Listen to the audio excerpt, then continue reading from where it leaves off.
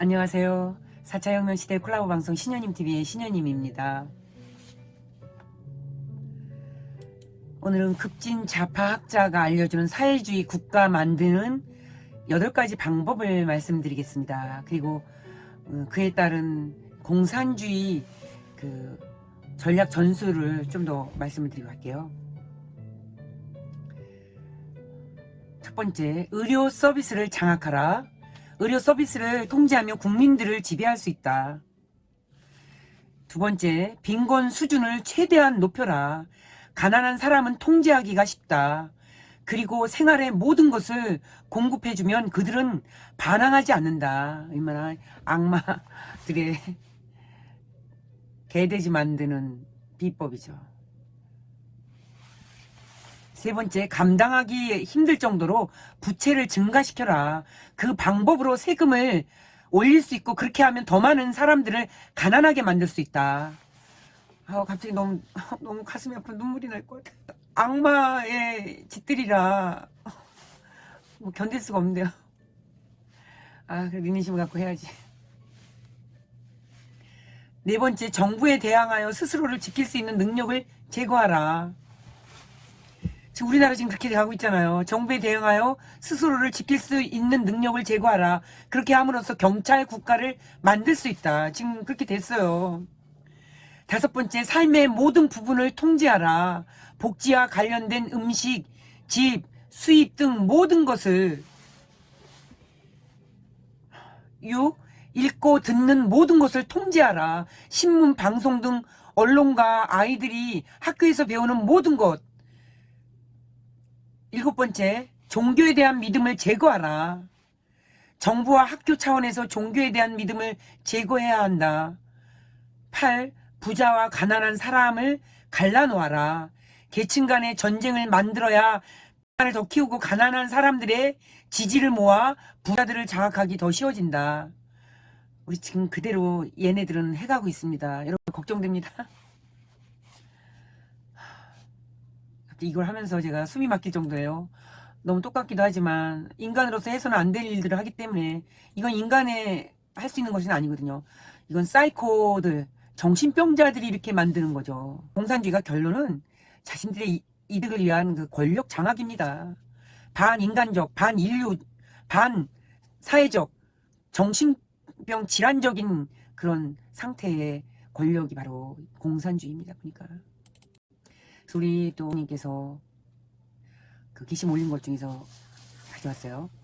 미국 44대 대통령 민주당 오바마 국무장관 힐러리에게 많은 영향을 준 솔 알린스키는 시카고 태생으로 급진적 좌파학자이며 대중성동가로서 사회주의 국가를 만들기에 당의 8가지 방법을 통제한다고 했다. 아까 그거랑 똑같아요. 그 사람 거를 이렇게 해놨네요. 가슴이 서늘하지 않습니까? 좀 더 자세하게 할 부분은 4단계 사람들이 가난하게 살아야 하고, 5단계 가난에 지친 사람들이 들고 일어나고, 6단계 혁명 정부가 이전의 모든 빚에 대해서 배째라 디폴트를 선언하고, 7단계 그러면 하이퍼 초인플레이션이 온다는 것이다. 이게 바로 베네수엘라 그 가난이 이렇게 해서 온 것입니다. 동서양의 모든 왕조의 몰락도 이와 같았다. 무능한 권력층으로부터 무자비한 착취와 포갑 정치가 계속되고 백성들이 극심한 흉년으로 인해 세고를 헤쳐나오지 못할 때 역성혁명이 일어났다. 프랑스 혁명도 마찬가지다. 위축된 경제가 급격한 세금 인상을 초래했고 세금 상승과 넷픽 생활을 힘겨워하던 백성들이 혁명의 깃발을 들고 거리로 나선 것이다. 차이불능 차이불능 상태를 맞은 정부가 무책임한 화폐 인세를 시작하면서 하이퍼 인플레이션이 나타난다. 이러한 상황들이 지속되면 부자들은 투자를 않고 은행에서 돈을 모두 꺼내 국외로 도피하고 실업 고공행진과 함께 경제가 붕괴되고 마는 것이다. 지금 우리나라가 지금 이렇게 되고 있어요. 주식도 3억이 대주주로 만들면 모두가 그 주식을 빼고 나가면 나라는 더 폭망합니다.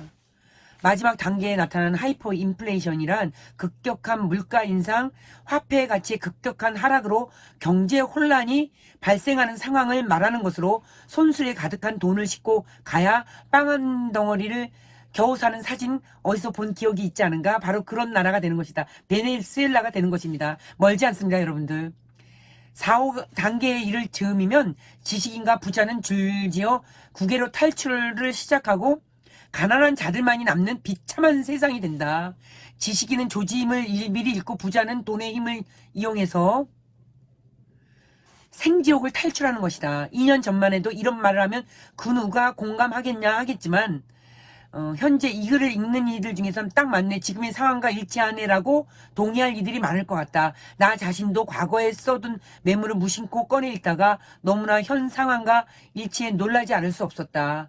이미 1, 2단계는 지났고 3단계에 이르렀다는 평가도 나온다. 물론 4단계에 다다른 이들도 일부 있어 보인다. 평생을 노력해 겨우 집 한 채 장만해 살아가는 노인들의 삶은 더 암담해졌다. 집 가진 죄로 하늘 높은 줄 모르고 올라가는 세금을 감당해야 하고 없는 수입에 집은 안 팔리니 살아갈 방도조차 찾기 어려워지는 것이다. 여러분들 이거 지금 우리나라가 지금 이러고 있어요.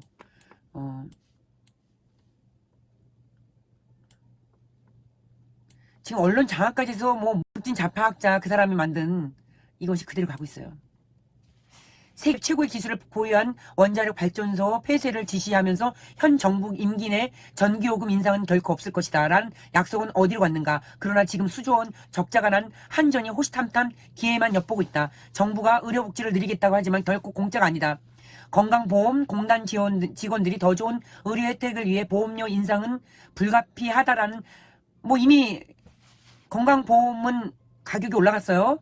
부유층이 보유한 부동산 세만 오를 것이다 라고 말했지만 모든 국세와 지방세 등을 산정하는 기초자료인 공시지가가 전국적으로 오르면서 각종 부동산 세금은 물론 관련 세금들이 오르고 있다. 지난 2년 동안 계속되어 온 경기 침체로 올해 들어서는 코로나 사태로 기업이나 소상공인 자영업자 모두가 한숨을 쉬고 있는 가운데 세금마저 올라 내년을 장담할 수 없게 만들고 있다. 추가 경정 예산 추진만이 아니라요. 국가 빚을 국채를 발행해야만 한다. 국가 재정 더 채우려 더 많은 세금을 납부해야 할 판입니다. 의식주의 하나인 주거 문제 해결을 위해 23번의 부동산 정책을 실행했고만 아파트 값 인상이란 역효과만을 거두고 말았어요. 청와대는 이 나라 최고의 엘리트급 400여 명의 비서관이 활동하고 있고 국토부에는 수십 년 부동산 문제에 노련한 공무원들이 근무하고만 부동산 값을 못 잡는 것이 안 잡는 겁니다. 안 잡는 겁니다. 피한양도 흘러나온다. 안 잡는 겁니다. 최근 한 지인이 보내온 중산층 세금과 인플레이션을 맷돌로 으깨어버려라. 더 이상 노력으로 계층 상승이 불가능한 사회를 만들어라. 중산층을 과도한 세금과 집값 상승으로 척살하고 다수민들이 가진 자를 혐오하게 만들어라.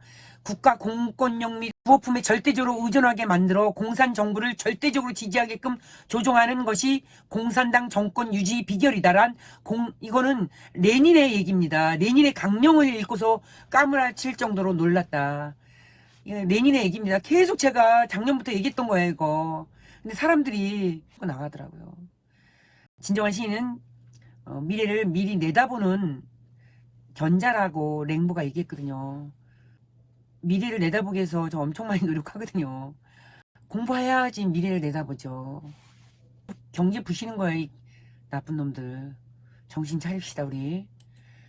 부정투표로 끌어내리는 수밖에 없어요. 그것만이 그 아킬레스건을 우리가 잡고 끌어내려야 우리가 삽니다. 우리 모두가 살 수 있습니다. 대한민국을 구할 수 있습니다. 부정투표 바로잡기를 반드시 이 불법 문정부 이 사람은 문재인은 대통령이 아닙니다. 지금 지식인도 공부 안 하고 헛소리를 하고 있습니다. 정신 바짝 차려서 공부해서 우리 끌어내립시다.